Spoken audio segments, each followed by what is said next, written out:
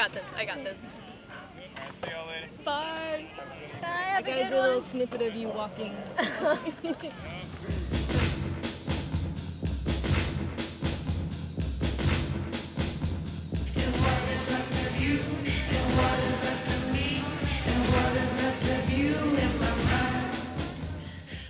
Hi, my name is Peraza, and I'm talking arts and crafts with Bo. Okay, that was good. That was good. And the little doggy ran right behind you. Oh, good. It's really cute. So what I do is basically illustrations, just drawing it on paper and then basically digitalizing it and having it as a piece. I'm just curious how you got into that. Like, has this been something that you've been doing since you were a kid, or did this develop a little bit later? No, so it's been going on for a while. I mean, I was like 8 years old, coming back from school, drawing like Sailor Moon and all these characters, and then as I got older, I started kind of doing more influential artwork. And maybe like as of a couple of years ago, I started doing board designs, and I think that's kind of what flourished me into what I'm doing now. What does that look like, where your design and illustration converge with your skating? That's like one thing I did struggle with as being an artist. So I got into painting first, but that was more towards like environmental, like mountains and sceneries. It's basically sceneries. It kind of had like a realism look to it. And then it wasn't until somebody asked me to do a board design is when I totally changed my art. So I was like, well, I don't know if they like this, like just overthinking it. So now most of my pieces are just digital work, not only because it's easier, but it satisfies my eye more. Yeah. So one of the questions I asked you was, what's a question that we should ask? So in your illustrations, there's a color that you use consistently. Is there a reason for that? Is that just, that doesn't seem like it's an accident, but what's the reason for it? So with that one was for my senior project back in high school. My art teacher had survived breast cancer at the time, and so after a while just kind of sticking with pink, I ended up just liking it a lot more, and it had meaning towards it. But not like even that, like I try another color and it just feels off to me, and so I just kept it. And then maybe a couple years ago, my art teacher passed away, and then now it's just kind of like a tribute to her. Yeah. So. That's beautiful. It's okay. Not a lot of people know about that, I feel like. Do you put that out there on your I kind of, here and there, I am working with, or doing an art show with Boards for Breast Cancer, and I'll have a show in October for that one. But it's been mainly with them. Oh, and then I had a collab with Susan for breast cancer awareness with Bacon Skateboards. And then I think that's what kind of got people to be like, oh, that's why, kind of thing. Can I go back to that question about skating? So you had mentioned that moving from the physical medium of like painting to the illustration on your computer was helpful because you don't have to worry about tripping over a ton of like your materials. Yeah. And then in my mind, that's it's so interesting to me because something that's obviously your craft is skateboarding, and to do it well in any degree requires so much balance. Yeah. So how do you reconcile? Honestly, that's a good question because I didn't think about that until just now after you asked that. But yeah, so like I'm a total klutz if you know me as a person, and with skating, I do skate with headphones on, so that's probably why. So just kind of like being in the zone and just focusing on my board and like the tricks, and yeah, I think that's actually exactly why. Other than that, if I don't have music, I'm just like, I'm not gonna skate. Like this is weird. Like I can hear everything. I'm like distracted by all these things. Yeah. So the distractions can It's a distraction. accumulate. Yeah. So what came first? Your painting and art or your skating? Probably my painting. So I started that when I was super young, but then I started skating when I was about 8. So it's probably almost around the same time. I don't know. I mean, like being a kid in general, like kind of painting. Yeah. But I think I started actually skating first, realistically, and then I started doing design work and like doing all that stuff maybe in the last 5 years, if not a little bit more. No, it's probably been probably been high school, because I've done a lot of art shows too, and I just kind of went MIA for 5 years, and I just came back in the scene 4 years ago. Art-wise, or? Art-wise, yeah. But I've always been, well, even with skateboarding too. I just kind of did the whole adult thing and got a job that was full-time, then I was tired and been like, no, I don't want to go skate, and living in Oregon with the rain on top of it, and just, I was just probably being lazy, to be honest, but, and then I'm back, so I'm excited.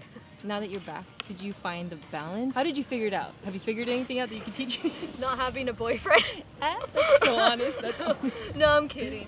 No, I've had one. We were able to balance that out, but at the same time, just kind of balancing it out, being more around people that are interested in art, or being friends with people that skateboard as well. Even then, I kind of tend to skate by myself, but even then, like, I'm still skating, and like I happen to know people, so it's nice. But yeah, finding the balance definitely helps a lot, and just kind of being motivated and kind of getting yourself out there. How do you deal with or navigate the nervousness or the fear? Oh my God. in both realms? So yeah, like, how do you keep showing up with your art? How do you keep, for like those projects, how do you keep showing up to the skate parks? Like, what do you have to go in your head to keep, because in my opinion this takes a ton of courage to show up even at the park. Yeah. Obviously you're much more skilled. Honestly, it's probably liquid courage. But also having, again, kind of what I mentioned earlier with my skating, just having the headphones in and just kind of being in zone, kind of like not talking to anybody at first, and just going there doing, like, get like that stress like relieved, like, or that stress out with the skating that I do, and then I'll be able to be like a little bit more calm. Or just like, I don't know, I'm really like social, like I have social anxiety, so I always have to like message somebody like, oh, are you gonna be there? Are you gonna be there? Okay, I'll go. Other than that, I'm just like, I'm slowly getting out of that shell though. I mean, I've always been shy, and now that I'm older, it's one of those things where it's not gonna happen, or nothing's gonna happen unless you get over that fear and just put yourself out there. It's basically what it comes down to. And even then, like, I'm still shy as hell, but it's just kind of like getting that courage, or just putting that filter on, being like, okay, I'm here, like, let's do this. Like, but other than that, if you know me as a person, I'm like the shyest, like, most awkward person ever. I'm actually surprised I'm here, to be honest. Well, you hide it well. Not that you should have to hide it. I'm getting out of that shell. shell.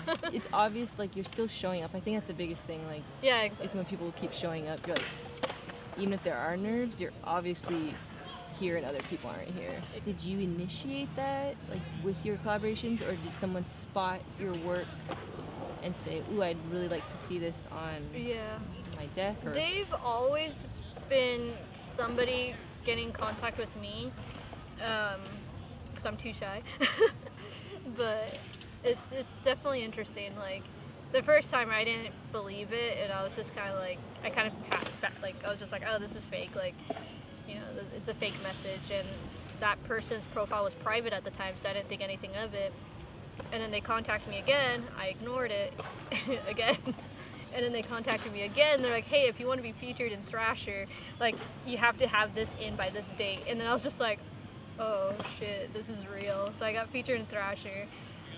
And then the whole Patty McGee as well, like, that was a big thing, and I kind of couldn't believe that one too, so it's just like, I don't know, I guess I'm doing something right. Yeah. Where my art is now, I do want to develop it to be something a little bit different, but that's going to be more towards if I was trying to, I guess, make money out of it. But other than that, I just want to stick with the kink and the hard lines and all that good stuff that I always have done. I do want to expand it though, but that's going to be more towards like a personal level. If you could experiment with any other form of like an art or craft that you aren't currently doing. Ceramics. Yeah. Yeah, I want to learn how to make like these like little cool cups and bowls. I don't know. That's awesome. Yeah. There's this girl named Savannah, or Lady Blue, that lives out in Boise, and she does like these like really cool ceramics, and I'm like, I want to learn. Do you think it's something that you'll follow through with, or is it kind of you just keep it in the... I don't even know where I would start with that, to be honest, but yeah, eventually, someday. we all have our limits, and it's just like putting, you know, you have to put in work to be able to get better at something, like, or even just motivation. Like, I'll catch myself having like a lack of motivation. It's like, oh, okay, well, no wonder I'm not learning anything new. I keep doing the same thing and I'm not motivated.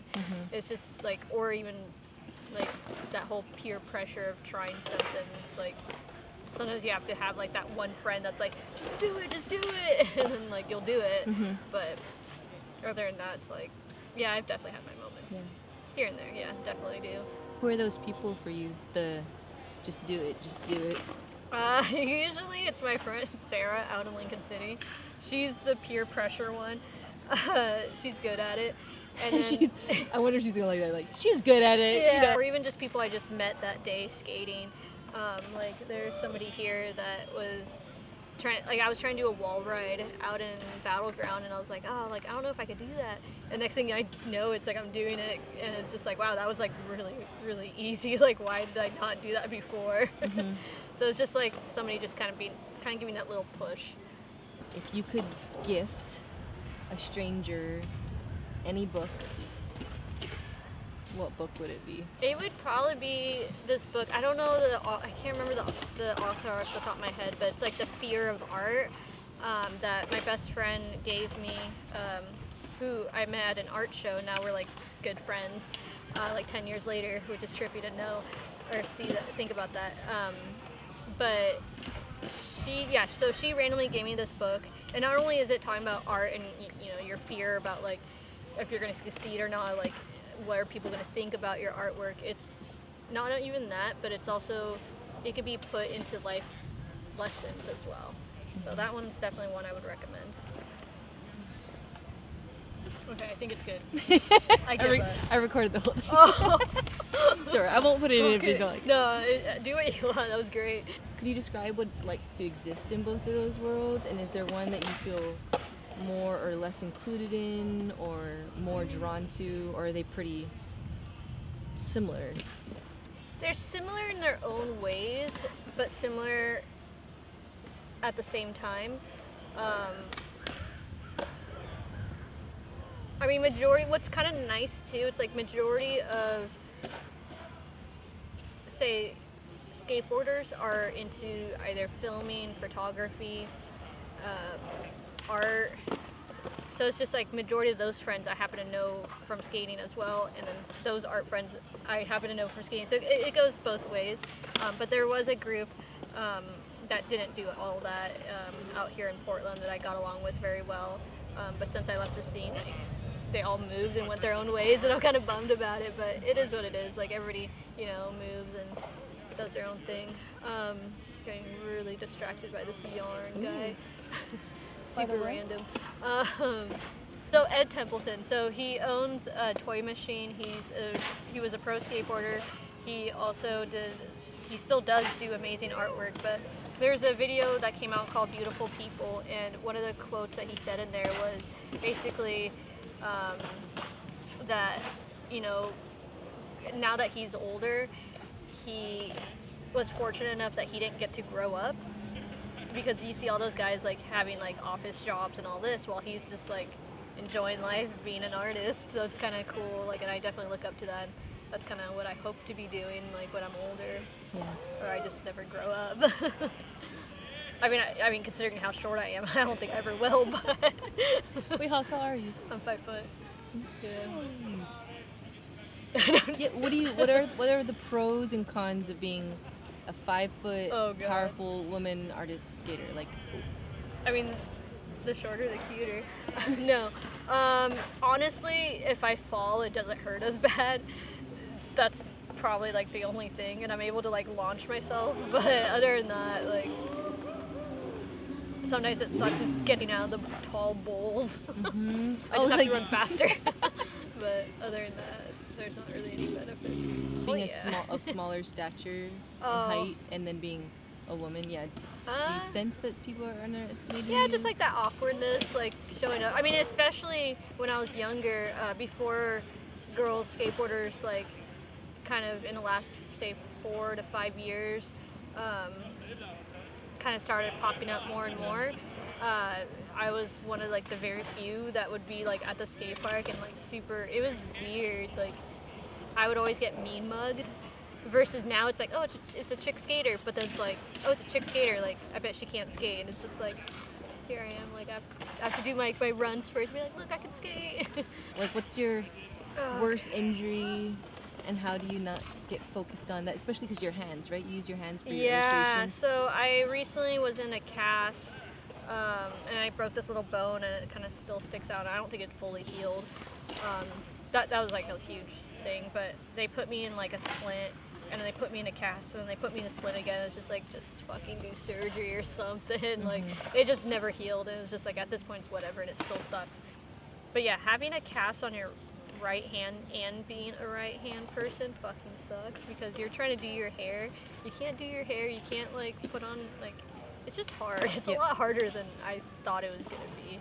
And then there was also the midfoot fracture. No, it was, I'm sorry, the wrist one wasn't as bad as the elbow one, because that one was a full-on cast. That one sucked. That one I couldn't do my hair or anything like that. The cast was, I was still limited, but it wasn't as bad. Yeah, it was more inconvenient. Did you skate through these? Yeah, I always do. I think the wrist one, it was 2 days before I went to a skate trip, and I was there for like a week and a half, and then they were gonna take it off at that second week or something like that, and it was disgusting. Because it was just like, it's not like I'm staying home and chilling, it's like I'm out and about and traveling. That sucks. Sweaty. And of course it had to be during summer. Yeah, it was gross. How do you keep showing up, and where do you go to in your brain so that you can still take the risks necessary to grow? Like you said, like to try new things so you don't get stagnant, but also don't like break your face. I honestly never thought about that. Oh shoot! Okay, you're like, we just do it. But there was a moment where I did think about it, but I was like, okay, well, summer I can just skate, and then winter is like my healing time, or like where I get to do art. But then it's like trying to find that balance again, what we were talking about earlier, and like finally I just was able to figure it out, and just. No, I still haven't figured it out. What am I talking about? It depends on my mood. Like, if I'm in the mood to go skate, I'm gonna go skate. If I'm in the mood to do art, I'm gonna go do art. But sometimes it, like, I go skate because the weather's so nice and I can't stay inside, but then it, like, I kind of get, like, that itchy feeling of, like, wanting to go do art. So then, but those tend to be my greatest pieces, so it works out. The ones where you... Where I haven't been, like, I've been holding back and, like, haven't been doing anything. Yeah. So even if someone's been following your skating, your illustration, but if they've only done it online, what's something they're going to miss about who you are that they can't gather from that I'm actually really, really shy. Because, I mean, on the internet and, like, being behind a screen or an object, like, you know, you could say whatever you want and, like, or... you know, have like, I guess that persona, or have the courage because you're not face to face, versus if you're to meet me in person, I'm just like, oh hi, like, like awkward. And the saying that, do you think that was, it seems like that's like a double-edged sword, like it can be, social media definitely earns a bad rap of, Sorry. Like social media gets a bad rap for being fake, or keeping us from having meaningful face-to-face interactions and relationship. And with that, it sounds like a lot of your opportunities, though, have come through people seeing what you have to offer, and then reaching out in a way that maybe in your temperament and your shyness, like you wouldn't have just been like, hey, come look at my stuff, but because it's out there, it seems like it's been really good too. No, I honestly, if it wasn't for Instagram, like I wouldn't be doing what I'm doing now. Like I mentioned with Thrasher, like that was for Instagram.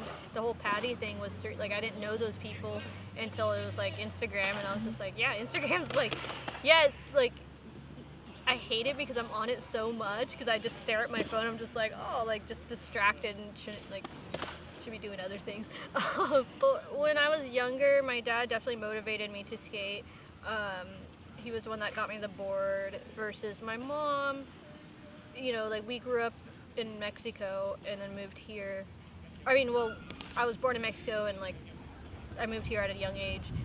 So, like, my mom was more accustomed to, like, you know, family traditions, and just seeing me on a skateboard was, what are you doing? Like, that is not okay. Like, you're gonna get hurt. You know, typical mom. She was being a typical mom. Versus my dad was like, yeah, like, just do it. And, like, he was the one that motivated me. And then as I got older, my mom found out that, you know, I really did like skateboarding. Like, it was a passion of mine. So I continued doing that. And she would, like, yeah, she was all about it now at that point. And then we had my little brother, who's now 14. And so it's like, he skates too.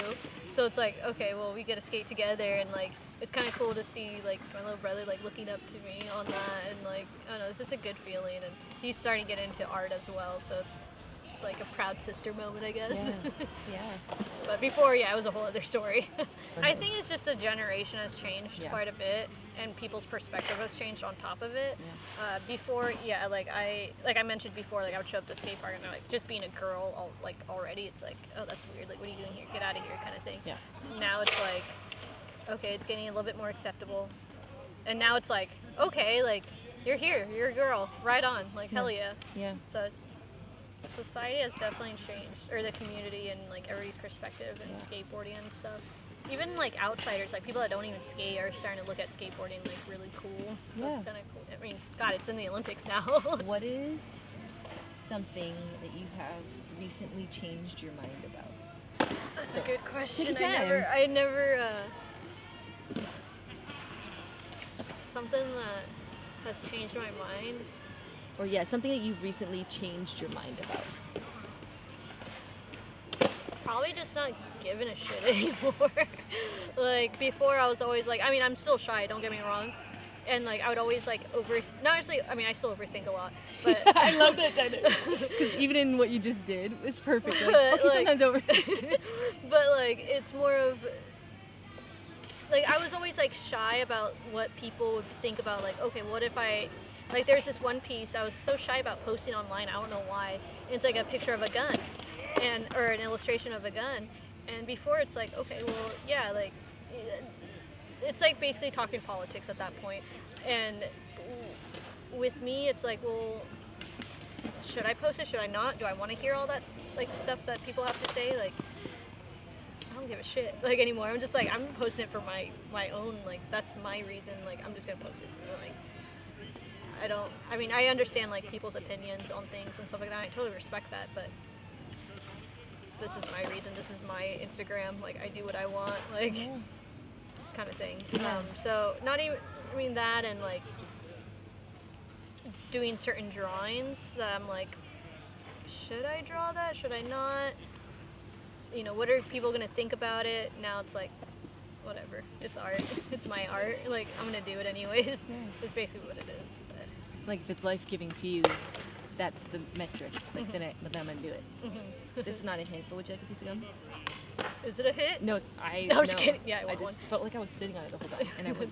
That'd be nice. What, for those who want to check out what you're up to, where can they find you? I'm sorry, I just gave you gum. Instagram. I'm on there way too much.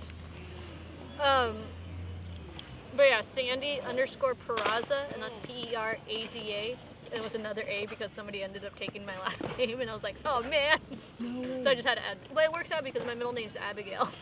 So it's accurate still. I said that online. So everyone go hack her life right now. Thank you for doing this. Yeah. Your shyness is wonderful, and it obviously has not kept you from doing, like, all this. Trying.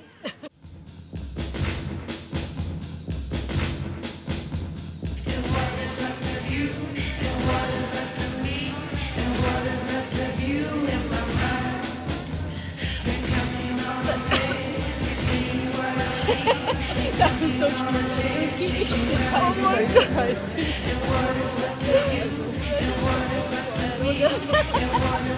What's easier, where I was just at, or this is maybe I can block you.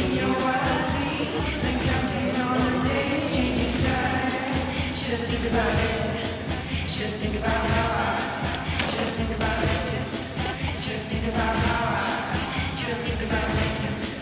Just think about how. Just think about it. Just think about how. That's funny, yeah. is up to you and what